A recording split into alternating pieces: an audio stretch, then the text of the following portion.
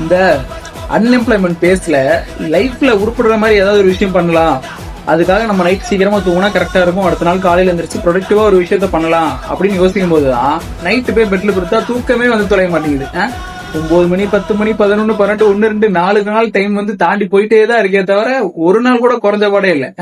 நம்மளும் வந்து சீக்கிரமா தூங்கணும் அப்படின்னு போன் எல்லாம் சைட்ல எடுத்து வைக்கிறோம். ஆனா அது நடக்கிற காரியமே இல்ல. போனை எடுத்துட்டு ரீல்ஸ் பாக்குறது, கேம்ஸ் விளையாடுறது, இதுதான் நடக்குது ரிப்பீட்டடா.